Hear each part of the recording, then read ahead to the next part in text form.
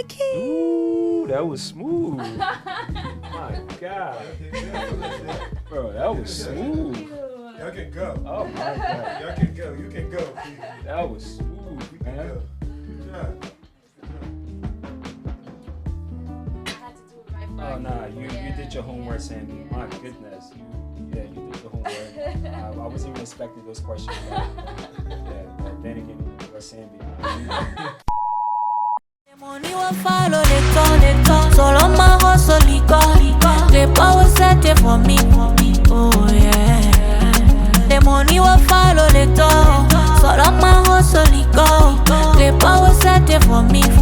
Oh yeah. See, like jet time, oh. Life like jet time, oh. Like jet time, oh. Life like jet time, oh. Like jet time, oh. Life like jet time, oh. Like jet time. What's up, everyone? You are tuned in to yet another episode of Frequency Shift, a visual and auditory experience here to shift your frequency one conversation at a time. Today, I have a very, very special guest on the set. But before I go into introducing him, I want to take you guys back, all the way back. We're going to go to 2012. In Philadelphia, Afropolitan night, Blue Martini, a group of men walk in and they are dressed from head to toe in the most elegant style as gentlemen. And everyone turns their heads looking at who are these men dressed like this? And I was one of those people. And that was the first time I noticed Akief Sheriff.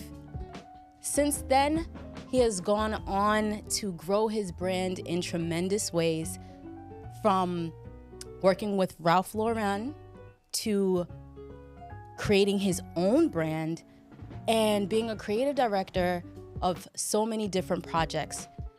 So today I wanted to take a time and just have a deep dive into his journey, because I need you guys to really understand his journey and to see how far he has come. So welcome, Akief Sheriff. Thank you, Sammy. That was a great introduction. I just want to say that thank you so much for having me on your platform. I feel like this interview, we wanted to do this, but I feel like the timing hasn't been right. But today, I feel like the timing is only right. And to be a part of this production that you guys have created, this space that you guys have created, to especially African that are working within the creative sector, I think this is great. Now we have a platform that we can come here and discuss and how we got started. I think that's our contribution to the next society, right? Information is key. So thank you so much for having me. It's an honor to be here, to sit here with you, and to talk about how I got started. Absolutely. Akief, thank you so much for coming today. Of course. Akief, Yes. I told the people, 2012 was the first time I met you. Yeah. And seeing your journey from then till now, I can honestly say that I just have this feeling that you always knew who you were going to become. Yeah. You enter a room and you command the space. You're not someone who talks too much. You're not loud. You're not boastful. Yeah.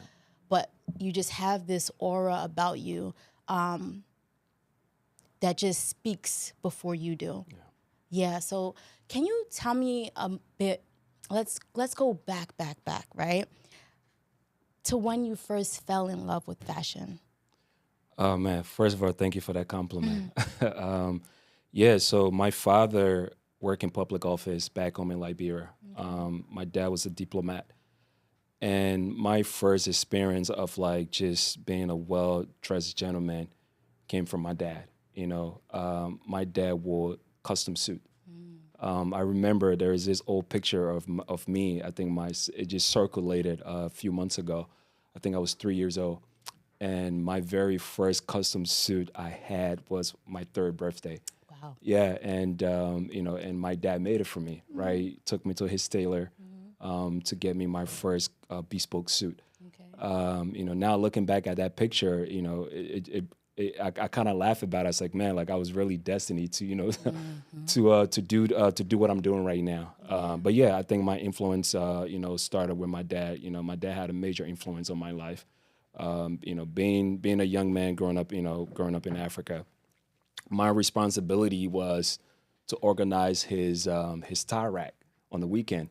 Stop playing. Aw. Yeah, that was my responsibility. At the age of 7, 8, 9 years old, that was my responsibility. Every weekend, I would organize my father tie rack, by color patterns and stuff like that. So when he's getting ready during the weekdays, he can just choose, which tie should complement his garment. Okay. So yeah, I think from a very early age, my dad was a very well put together gentleman. Now going back, and I honestly don't remember seeing my dad wearing a pair of jeans. His idea of dressing down was a dress slacks, Okay. button down, in an ascot, you know what I mean? And his Yeah. little tote bag going to the market. But yeah, I think that was my early influence, introduction into like the definition of a well-dressed gentleman. Yeah. The way you carry yourself, not just from a garment perspective, but everything else that that you surround yourself with. Yeah. So yeah, I think that's what I know, and that's what I feel like I can reference, and everything else just kind of like tie back to like reading magazine and Yeah. trying to educate myself, with the industry. But yeah. Okay. I feel like you took that job seriously, that tie organizing. I did. I can imagine you just sitting there and putting the did. colors. Yeah, yeah. And I think that was I don't. It's funny because how everything in life is just like full circle, and back then your dad might not have known that he was preparing you for the Akief that you Honestly. are today, but Honestly. it all ties in together because you work with Ralph Lauren, Yeah. and can you go in a little bit about that and what you do for the brand? Yeah, so I started working at Ralph Lauren back in 2017. I think we let's go a little bit back. So I wanted to work for this fashion brand that just came to Philly, Suit Supply. I think we're all familiar with Suit Supply. They are one of the best menswear brand, suit brand right now when it comes to just Italian structure, but a very good price point, right? So Suit Supply came into North America, I want to say about maybe 2010. And back in 2013, I remember walking downtown Philly on Lucas Street, and I saw this store. I'm like, man, this store is just amazing. So I walked in, and I'm like, man, like I could definitely see myself working here, because like even the sales associate, everybody looked like a model. You know what I mean? The garment was just amazing.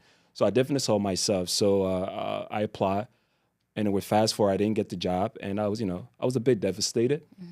But and I remember talking to my cousin, and she was like, you know what? If this doesn't happen for you, that's not the end of the world, right? She was like, get yourself together. There's other brand out there that I feel like that would love to have you. And I remember applying to Saks All Fifth. Okay. And when I got to Saks All Fifth, that was when my love for fashion started to grow. And I had this really great mentor, Miss Bonnie. She just took me under her wing, so whenever she was doing like flow sets and stuff like that, I would offer my help. And I was like, hey, Miss Bonnie, can I help you out? But anyway, long story short, a friend of mine came to Saks to purchase a pair of trousers and for work. And, young man just like me, and due to my product knowledge about the trousers and, the fabrication and all that stuff, he kind of sensed like, man, this guy is very intelligent. You really know your stuff. And then he mentioned to me that I think you would be great working at Ralph Lauren in King of Prussia. I was like, dude, I always wanted to work for Ralph Lauren, but it's just so hard, to get into that company. Yeah. He was like, well, this is my business card. Fill up the application and, put my name down as a reference. So which I did. And fast forward, and I think I took a break. I went to Africa back in 2017. Okay. I went to Africa. I was in Africa for a month. I went to Liberia, went to Ghana, then went to Guinea, because it was my first time, going back home since I left. Yeah. So it was almost like that reintroduction of like, who I am And the trip was amazing because we wanted to discover, where we came from, me and where my family came from. So we spent time in Guinea, to get to know my father's side of the family. So when I got back to the States and they called me, say, hey, we have a sales position open for you. I say, yeah, I'll take anything. I just want to get my foot in the door. You know what I mean? Yeah. So yeah, I took the sales position, and I remember my first week working as a sales professional and at the Ralph Lauren KOP. And the creative team came in that second week.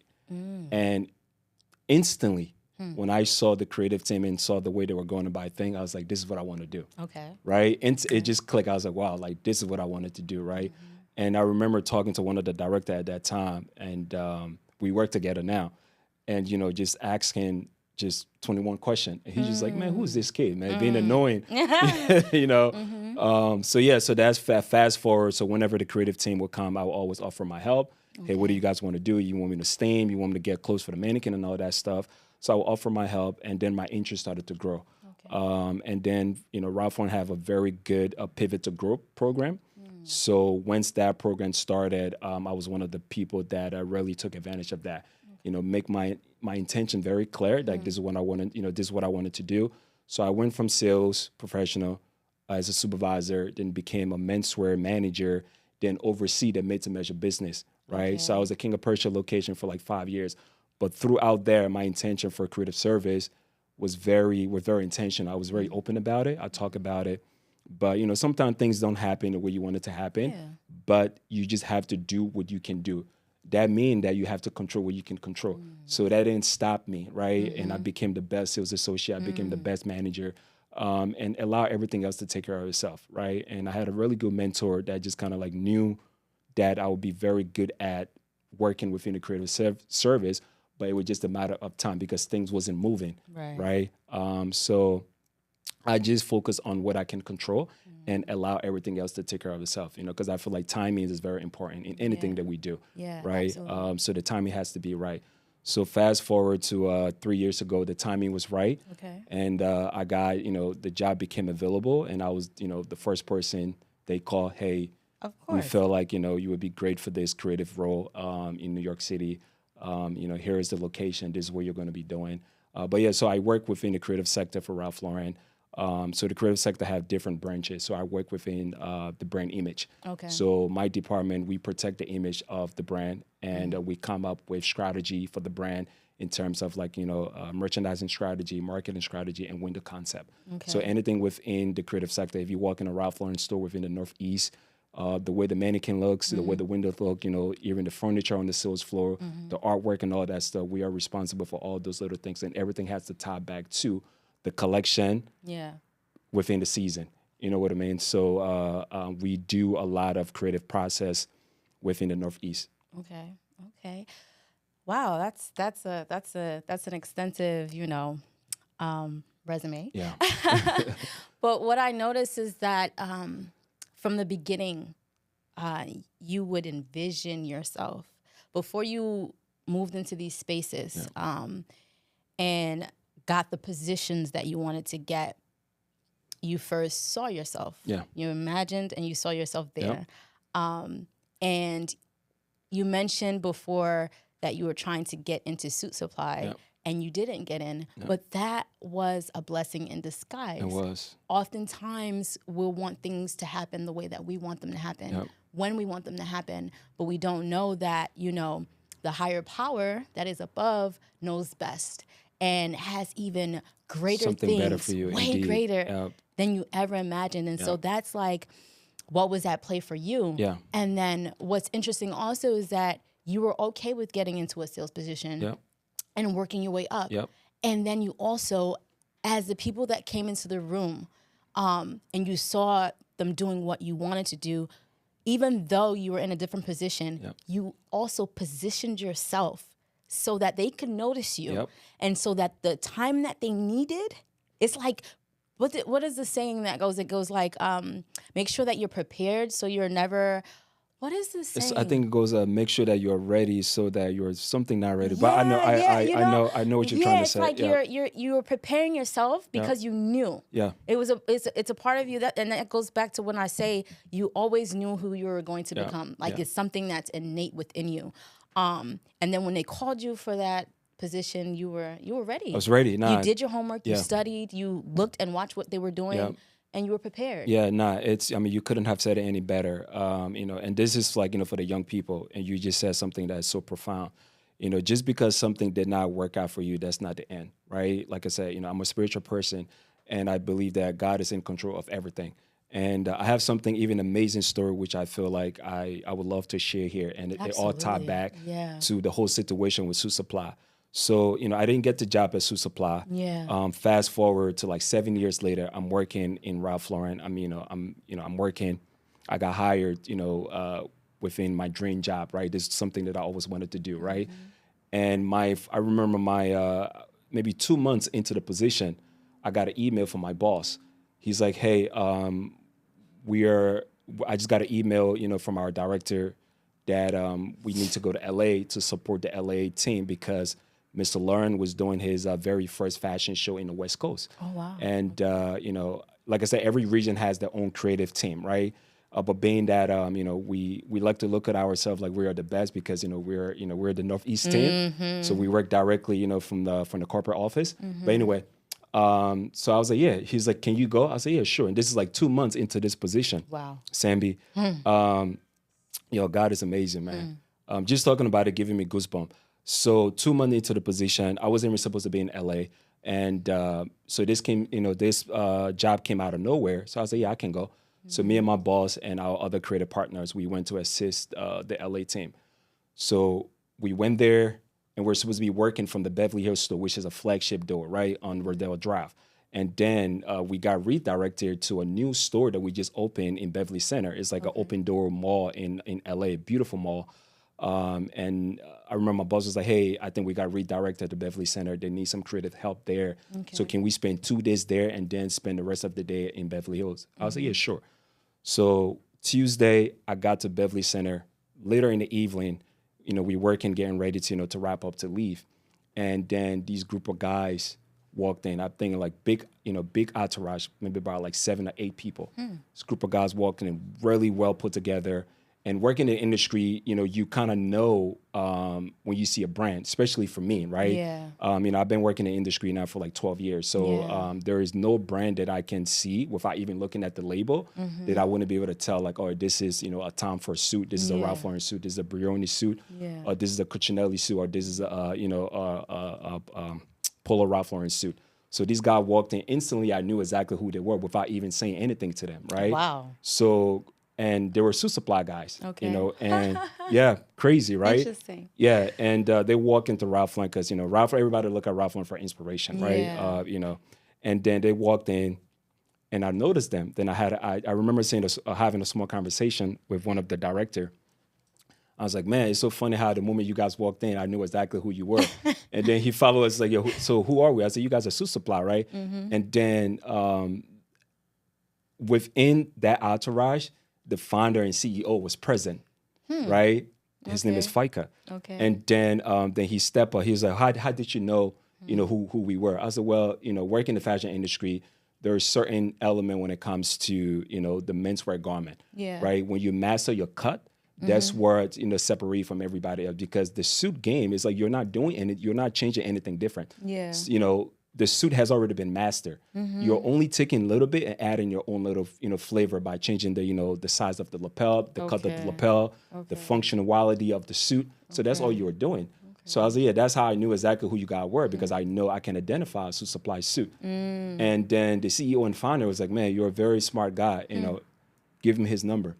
He's like, well, hold on, the story get interesting. Okay. And then he was like, well, yeah, we just opened a new store here too. And I'm here with my entire team, and we're having dinner tonight. I would love for you to join us for dinner. Look at that. I can't make this up. Look at that. Look at God, What? right? And so took his phone, give me his number. I go back to my hotel, text me, hey, are we going to be able to see you to dinner tonight? I said, yeah, sure. Went back to my hotel, took shower.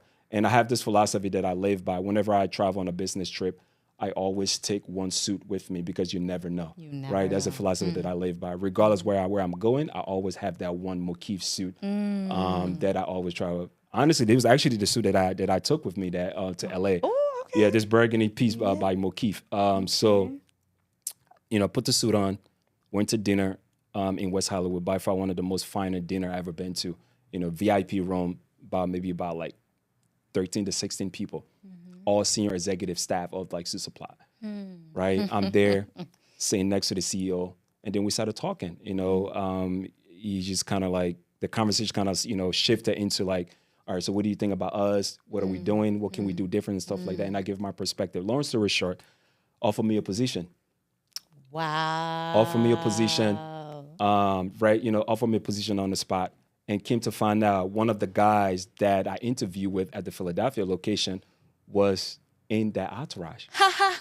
Isn't that crazy? That's crazy. That is so ironic. That's crazy. That How it came back. Did you accept the job? No, of course I did not. Yeah, I mean, I can't leave Ralph Lauren and go to Sioux Supply. Yeah, they missed that boat. Yeah, they missed that boat. Wow. So that definitely shows you that.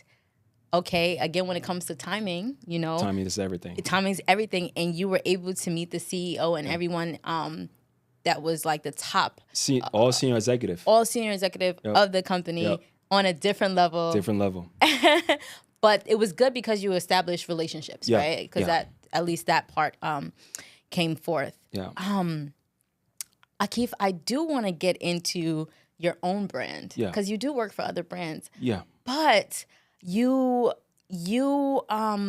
have this brand, Mokief. You and Mohammed Tunis both have this brand name, Mokief. But before even Mokief, it was like there was Elegant Men's Style. I remember that. Yeah. I remember that. Yeah. I do. It was like a blog, wasn't it? Elegant Men's Style was a blog. And funny thing, when you referenced that back in 2012, when we walked in at Blue Martini, that was the early stage of like Elegant Men's Style, right?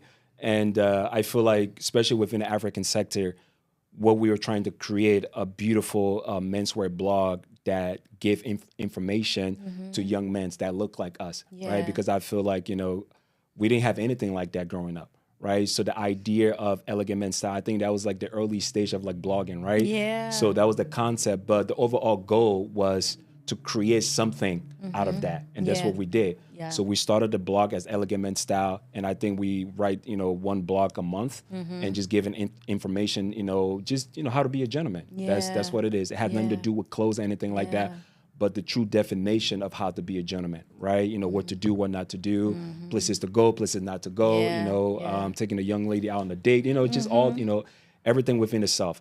But yeah, that was the early stage of Elegant Men's Style. And whenever we go out squad deep and we're all dapper. Yes, so that was like dapper. the early stage of like, Blue Martini nightclub, Shakira nightclub and stuff like that. But yeah, so Elegant Men's Style was the foundation. And then once we grew that audience, and then we shifted into the overall goal of like producing something. I remember having a conversation with Mohammed. He said, well, I said, the ultimate goal is like for us to create something. I said, yeah, that is the ultimate goal, but this is how we can start. And then the ultimate goal itself, can kind of like, come to life. Yeah. But yeah. Yeah, because the thing about it is, like I said in the beginning, when you guys entered a room, the way you were dressed is different from the men that were in the room. And it's funny because I like studying people and I like studying environments. So if I'm ever in an environment, if I'm ever in a room with a bunch of people, I'm just watching. And I would just see how people would react. Yeah. To when you guys would come in the room, I would see how even the females, I'd be like, this is not for fun. But you set the bar. Yeah. And that's what I really love, is that every event that you attended, the bar was set. Yeah. And so it got to a point where other people started, having to try to raise their bar up a bit higher, and you guys inspired so many people's fashion, whether they want to say it or not. Yeah. But I noticed that. Yeah. I noticed that because I'm like, okay, now these men are wearing suits. Now they want to be dapper. But you guys started that. And again, you spoke on something when it came to like the blog. Yeah. You also wrote in the blog about how to be a gentleman. How to be a gentleman. Akief, you carry yourself as such a gentleman. Yeah. Like I've never seen you not be a gentleman. Yeah, thank you. That's, shout out to my dad, because I feel like he was the ultimate gentleman, well put together guy. And that's the thing people kind of like, I want to say like, get the wrong idea of like having a personal style and being a gentleman. Yeah. I think the definition of like style is who you are, right? It has nothing to do with your garment.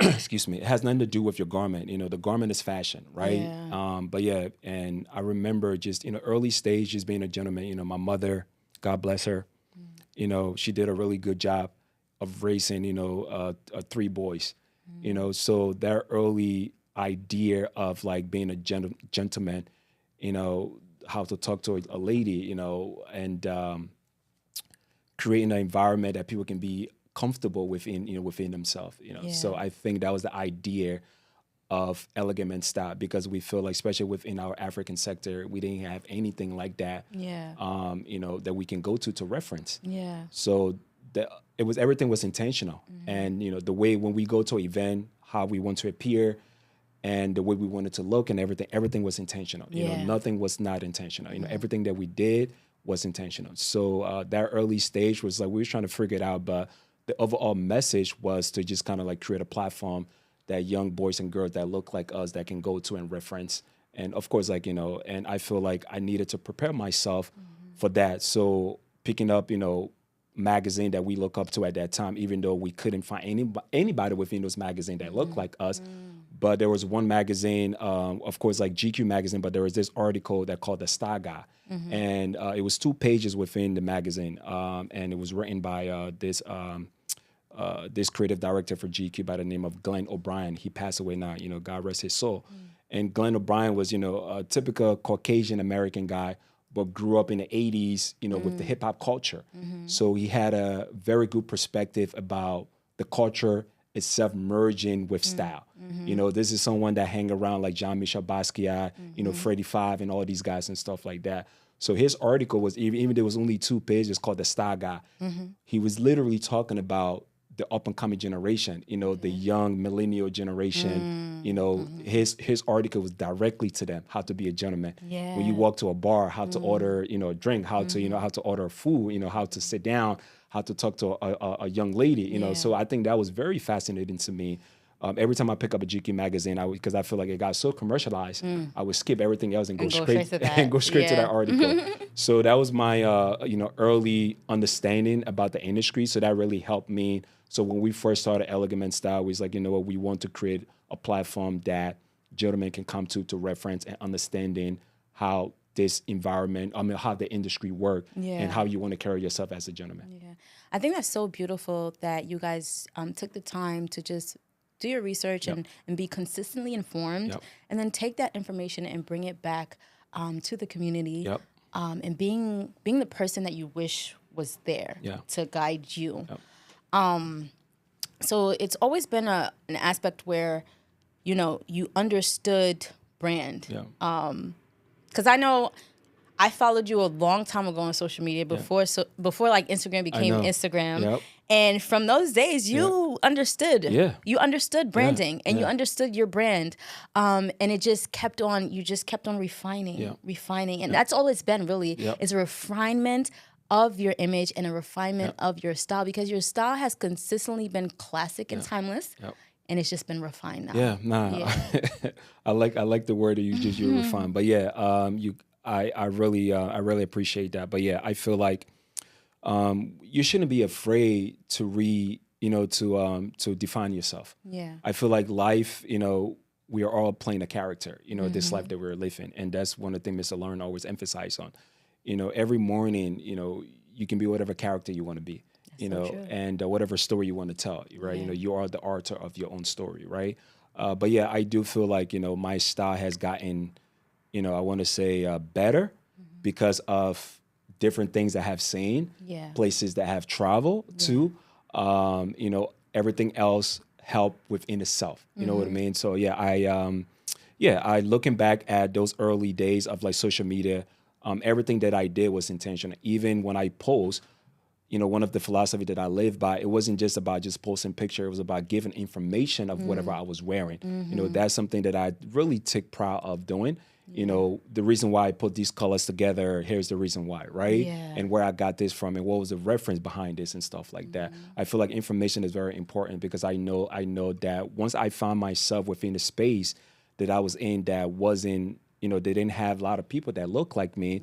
So everything that I did was intentional and that I feel like I was speaking to the next generation, So everything that I have done especially with my own personal style, has been intentional. And, you know, there's always room for improvement and there's always room for growth, but you should never settle. You know, it should always be involvement and, you know, the sky is the limit. That's how I look at myself, right? The sky is not even a limit. I know, right? Yeah, I know. But yeah, it's one of those things that I take very personal and always trying to find a new way to re-identify myself and still stay true to myself, because I feel like that's very important. You know, try not to follow too much trend. Find your personal style and just add a little bit to it. But yeah, I couldn't, working at this amazing organization like Ralph Lauren, who have mastered the art of timeless style, really helped me, give me a whole perspective, about my style as well.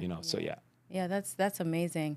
So I want to get into now you're in the menswear field, creating custom, bespoke pieces, made to measure, and you have worked with these different companies, but now you're incorporating it within your brand.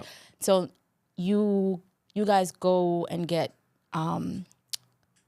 your fabrics from Italy and Irish linen and tell me a little bit about that process. Yeah, so product development is something that that I take very proud in. So everything about product development is very big, and for us, that's one of our basic philosophy. So even where we source our fabric from, this linen that I'm wearing is from a mill in Ireland, right? It's an Irish linen, and Irish linen has a little bit of character to it, right? They're a little bit more heavier and they're a little bit more refined, so you can beat them up. Comparing to Italian linen, which is a little bit more lighter. So that was one of the things I feel like when we came out with our linen capsule, we wanted to get the linen from one of the best places, that produce, some of the finest linen. So going, connecting with a Irish mill house, and we were able to source our fabric from was very, very important to us, So communication is very important in research. So we did our research, to make sure that it was very intentional of what we wanted to produce, because even though we know that the garment that we want to produce for ready to wear, especially for spring, summer, we want it to be something that guys can live in. You can beat it up, and especially linen get wrinkled too easily. But the Irish linen has a little bit of, technology to it. Even when it get wrinkled, it still stay firm. You know what I mean? So it was one of the things that. But yeah, and then we source from England. We source from Italy, from Naples, just trying to get the best of the best, because the industry that we work in is very competitive. There's a lot of menswear brand out there who are doing big things. And I feel like coming from a very strong institution, like Ralph Lauren, I didn't want to put my name behind anything that I know that I'm not doing it to the best of my ability. Absolutely. So product development is something very, very strong. This piece that I'm wearing was part of our product development maybe from 5 years ago. It was something that we tested out 3 times, and when I finally felt like, all right, it was right, I was like, you know what, I think this is it. I think we should, we should definitely go ahead and reach out to this MILF house and kind of source different color patterns from them. I love the suit. Oh, thank you. Yeah, I love it. I love it. It complements your skin tone so well. Thank you. You just know how to tell a story through your garments and just, put the pieces together. Thank you. Everything compliments you. Oh, so. Thank you. I appreciate that. Yeah, absolutely. So I want to go into some of the events that you have been to, right? And wherever you go, people notice you. You get stopped by street photographers, menswear photographers, you get stopped by a lot of photographers and they always want to take your picture. But I mean, it's understandable because you are a well-dressed man. I want you to take me back to the first times you were going to New York Fashion Week, because I know there's a story in there of you going to New York Fashion Week and you not going to the event, but you actually being outside, but you still attending the event. Tell me about that. Yeah, that was early, the early beginning. Back in 2013, once I started to do more research about the industry, and then I fell in love. This is what I want to do for the rest of my life. And like we said, I remember having this conversation with Kuzi. We didn't have any access, to those things, right? Coming from Liberia and living in Philadelphia, we didn't have any access, and we didn't have anybody to look up to, or even give us the direction to go, about these things. So it was just one of those things that I was very intentional once I started doing research and started understanding how the fashion industry worked. And I remember my first New York Fashion Week. This was back in 2013. No invitation, nothing. I didn't know anybody. But one thing I had to my advantage was myself and my personal style and who I am, right? I feel like that's something that, that speak truly to who I am. So I was like, you know what? I'm just going to get dressed and go to New York and go to, and go to like, and just go. And once I found out where, the venue were and stuff like that, I was like, that's all that matters. And that was it. And getting dressed, going to New York. At that time, I'm living in Philly, taking the train, 2-hour train ride to New York City. Don't know anybody there. But I know that once I get there, I'm going to be recognized because of what I'm wearing, It. And that was it. Yeah. And I remember my first New York Fashion Week, I got stopped by so many street style photographer, and some of the picture went viral.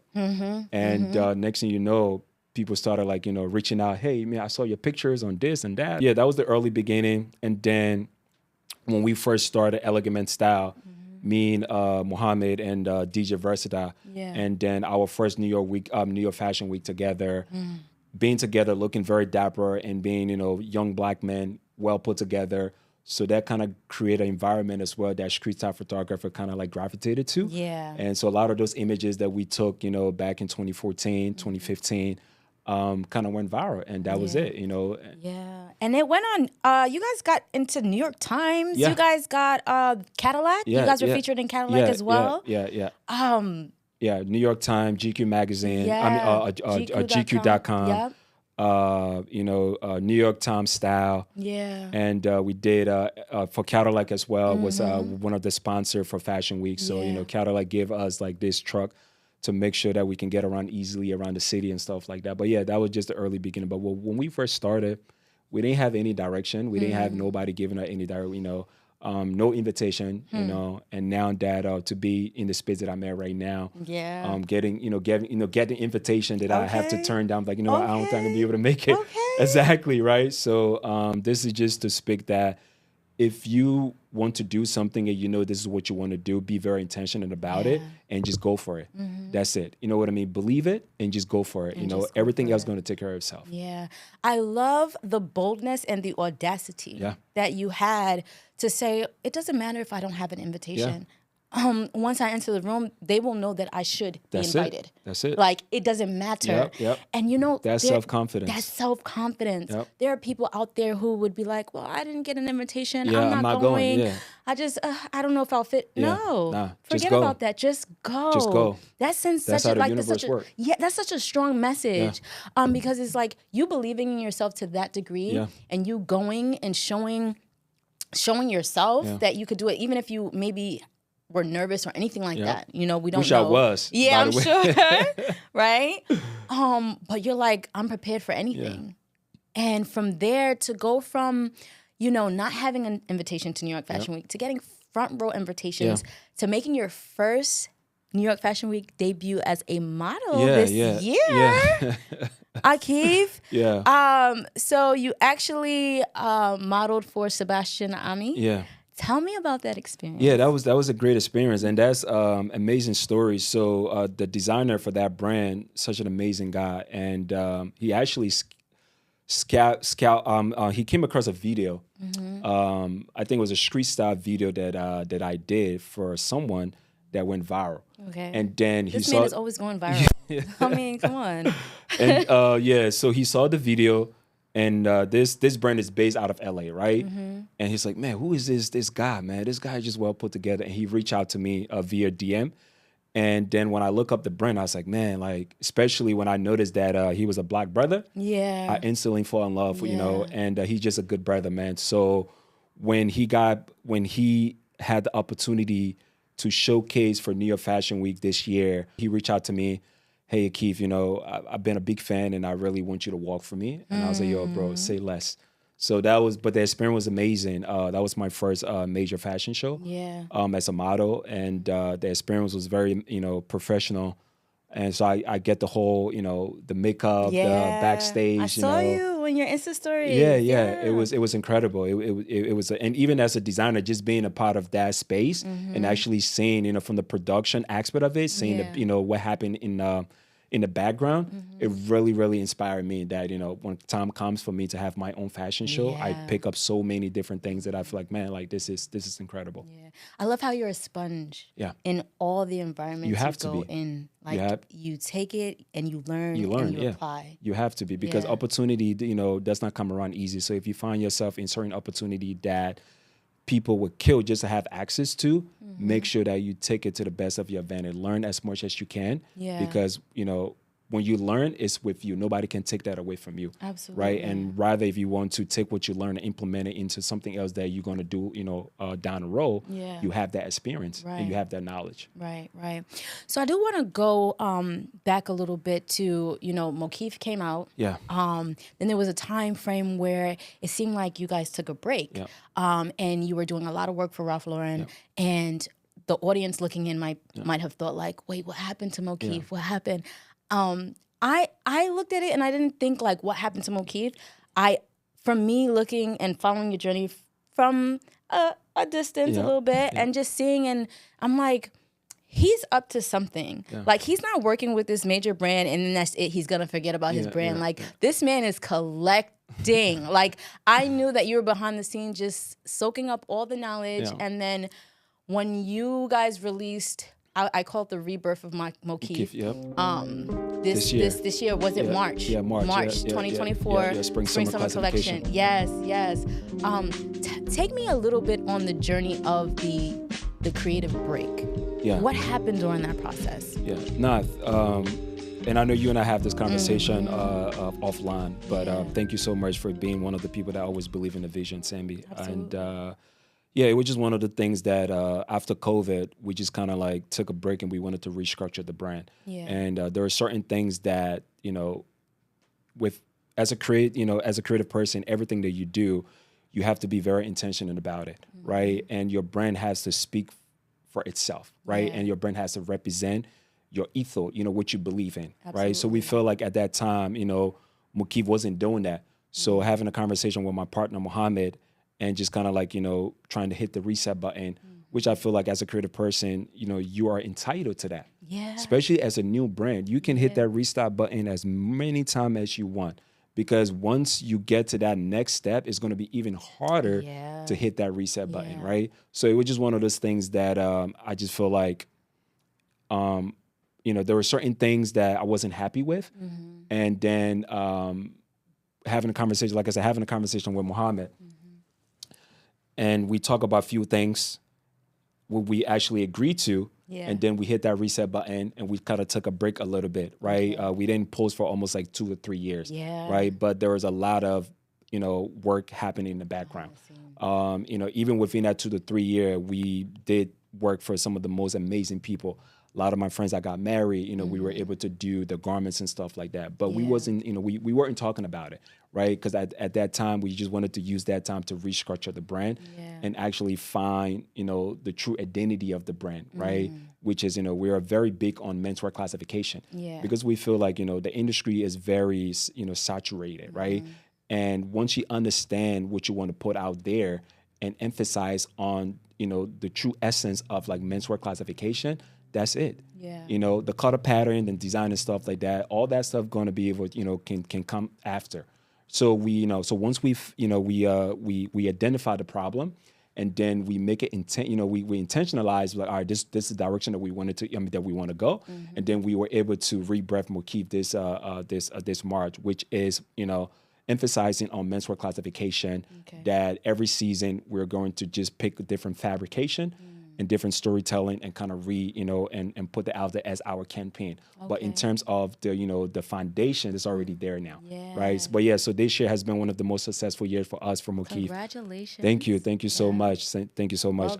Thank you. And when we did the lookbook, it was well received because the way we did it, it was very intentional. Every little detail was intentionalized, and then the feedback that we got was just priceless. And people reaching out to us. And as you know, we didn't do a lot of marketing because we wanted Mokief to be for us and by us and for people that look like us. Yeah. So everything was like word of mouth, right? All the businesses that we have and all the people that we're able to style, that we're able to make garments for, were all, word of mouth, Yeah. right? Even when we took that break, from social media. But we feel like the brand, is at a very beautiful place right now. There's, the brand has been recognized by so many people now. And so, we're just taking it one step at a time. And, every season we want to produce different storytelling within our lookbook and try. But then again, we are still heavily on the made to measure and bespoke aspect of it, right? Even though we want to shift to a little bit more ready to wear, but our true identity is, made to measure and bespoke. Yeah. I love that. I love the fact that you guys, that you said first and foremost, if you're a brand and you are coming up, you can press the reset button. Yep. And it's okay It's for okay. you to press the reset It's okay. button. Actually, it's the best time to do it. It's the best time to do it. And people often will think that, okay, I'm pressing the reset button. Are people going to forget about me? Some people think that they are afraid to reset if they need to reset because they're thinking about so many things like, okay, I'm away for this amount of time. Yeah. How am I going to come back? Because there is such a thing as going away creatively and not coming back. Yeah. So it's a balance Yeah. that you have to take because again, you guys went away from off of socials, but you're still doing the work behind the scenes. Yeah, that's very important. Yeah. You have to do the work, and that was one of the things that because as like I'm a very private person. Yeah. And when we took a break from social media for Mokief, but there was a lot of work that was going around. We got a new manufacturer, and that take years upon years, to get a new manufacturer and go through product development and go through samples, right? Sometimes you have to go to at least about 5 different samples to actually get your vision. But all right, this is what I imagine, and this is what I want, and this is the look that I'm going. And even funny thing, we have this conversation. If you look at our lapel, it has like that signature cut that even someone that would see a Mokief suit, like, what? That's a Mokief suit right there. So all those little things that we wanted to master, mastering our lapel, how many inches we want our lapel roll to look like. And then, because our inspiration come from British, Italian, American, then with a little bit of like West African flavor, right? So we take all that and kind of mix it up, and just kind of like rebirth Mokief garment. So when you see a Mokief garment, you know exactly that's a Mokief garment without even looking at the label. Yeah. So we weren't afraid, to hit that reset button, even though we got a little bit of success earlier, but we made a lot of mistakes too as well, right? So And we that's learned. okay. It's okay. You learn. It's okay. Yeah. That's how you progress. Yeah. So looking back at those mistakes that we make, I'm glad that we did it at a very early stage, and now I feel like we have mastered that Mokief a signature look. Yeah. So now that all we have to do now is just paste and copy. That's what it is. So all that hard work of like product development, that when you actually master your signature cut and your signature look of your garment. Yeah. So now it becomes so easy for you now because you're only looking at a fabrication of like, all right, this is what I want to produce for this season. Yeah. Let me reach out to this MILF house. Let me reach out to this production, and just kind of like take it from there. So yeah. Okay, awesome. Now going into, you guys just got featured on No Chaser magazine. Yeah. Congratulations on that. Thank you. Like, that's huge. Thank you. You did your homework, Sammy. Oh, come on now. You know me. Oh man, yeah, that was major. Yeah. No Chaser publication is by far one of the best menswear publication out there right now. They are competing with GQ magazine, Esquire, The Rick, but No Chaser magazine. It's by this amazing brother, a good mentor by the name of Gear. Yeah. Based out of Brooklyn, and someone who I look up to. And when No Chaser came around, it's a very new publication. I think they've only been around now for like 5 years. Okay. They started right after COVID. And then, but Gear is someone that's like highly, highly respected within the fashion industry. Yeah. Someone who has been on the fashion scene for like 2 decades. And then, someone who has been following me and know my story.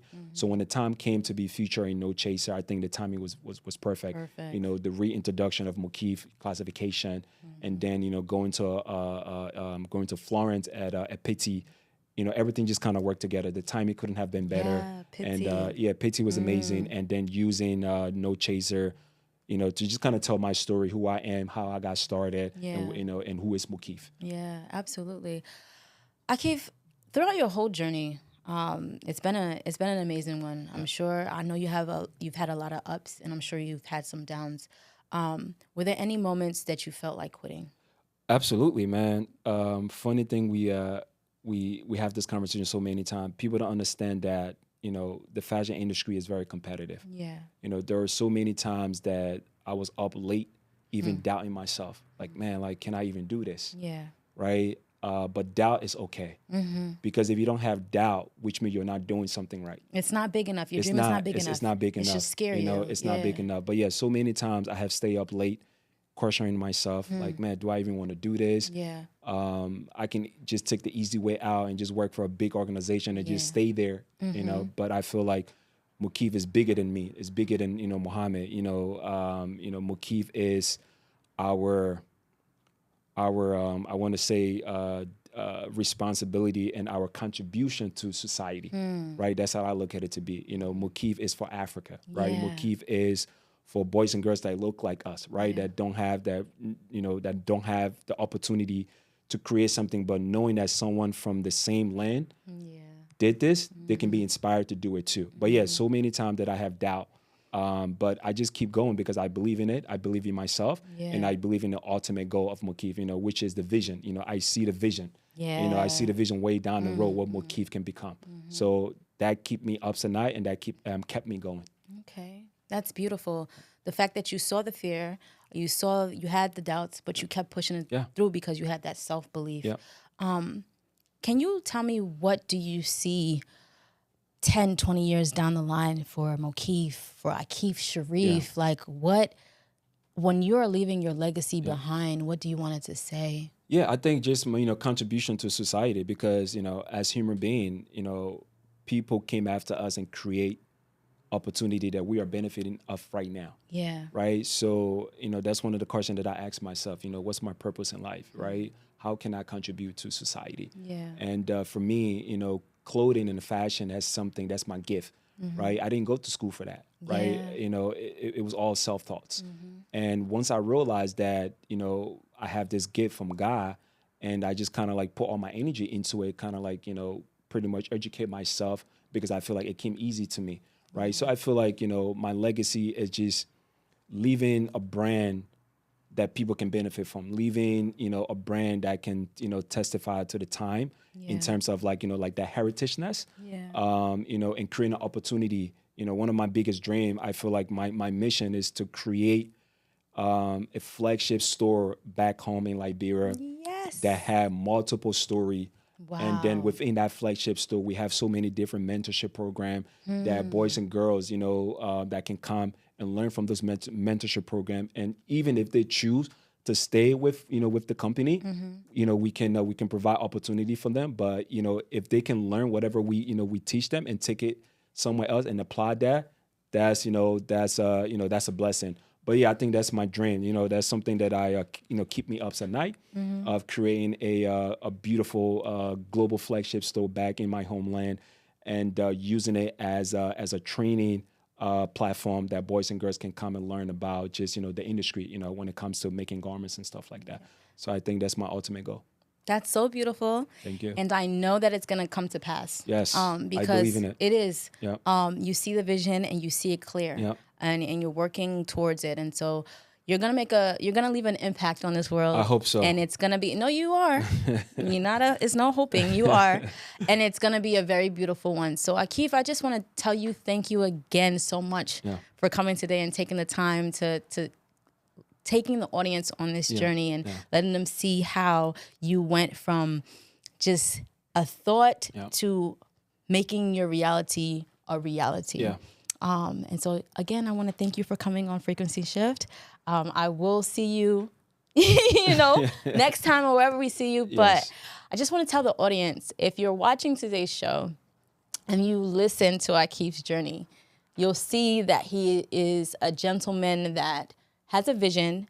He has his mind on where he's going and has always had his mind on where he's going, regardless of what obstacles may have presented themselves, whether he got an invitation or not. He knew where he was supposed to be, and he arrived every single time up until this moment now. So take some gems from this, and I hope that you also apply it to whatever it is that you want to do, because you are brilliant and you're able to bring forth anything that you want to in this world. Yep. But you have to first believe in yourself. Yep. So Self-belief is very important. Thank you so much for having me, Sambi. This has been an honor to be here speaking with you. And to whoever is listening to this, we're only doing this to better our culture and, and to uplift the next generation.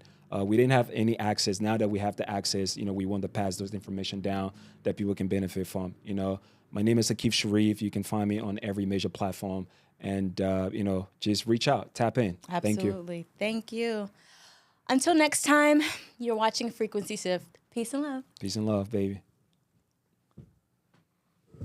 Akief. Ooh, that was smooth. My God. Bro, that was smooth. Y'all can go. Oh, my God. Y'all can go. You can go. Please. That was smooth, You can man. go. Good job. Good job. Yeah, man, I had to do it right for Oh, nah, Akief. you did your homework, Sandy. yeah, My absolutely. goodness. You did your homework. I wasn't even expecting those questions. But then again, you are Sandy. I knew. Yeah, my God. Nah, dude, she's a natural.